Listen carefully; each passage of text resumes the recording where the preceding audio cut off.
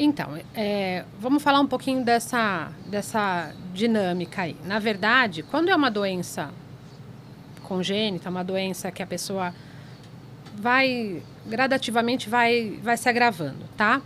Então, vamos colocar, ela teve lá uma dor, foi para o hospital e aí descobriu que ela tem um problema de coração grave. Dependendo do que ela faz, o médico, a princípio, vai dar um atestado de alguns dias, né? Às vezes, não passando de 15 dias, porque até 15 dias ela não se afasta pelo INSS, é a empresa que paga, tá? Passando desses 15 dias, sim, ela vai ter um afastamento junto ao INSS.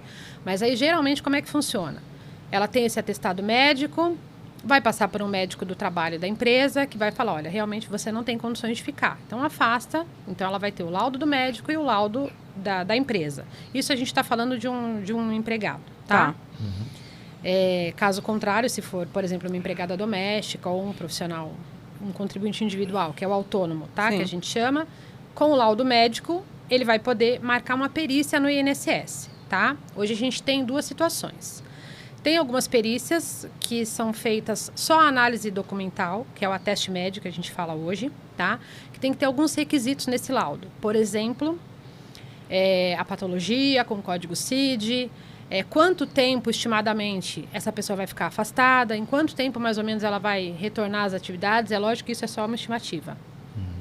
Então, junta toda essa documentação, né, no INSS, hoje é tudo online, e a princípio, dependendo do período lá de afastamento que consta do atestado, geralmente o INSS concede 15 dias, ou melhor, 30 dias, até 180 dias, no máximo, tá? Isso sem uma perícia prévia.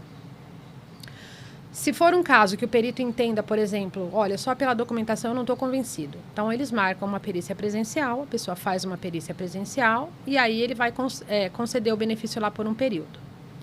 Quando esse benefício é concedido sem a perícia presencial, ele não dá direito à prorrogação, tá? Então, chegou aquela data, a pessoa não tem condições de voltar ao trabalho, ela vai ter que pedir um novo benefício.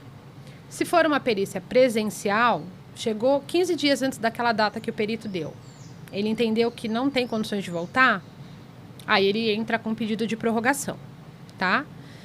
E aí, dependendo da doença e do perito, às vezes, realmente a pessoa consegue ficar um bom tempo aí afastada, tá? E quando isso não é possível, porque às vezes acontece, seja porque o perito entendeu assim, ou seja realmente porque os laudos não estão tão claros, a saída, se a pessoa não tem condições realmente de voltar ao trabalho, é a gente ir para o judiciário.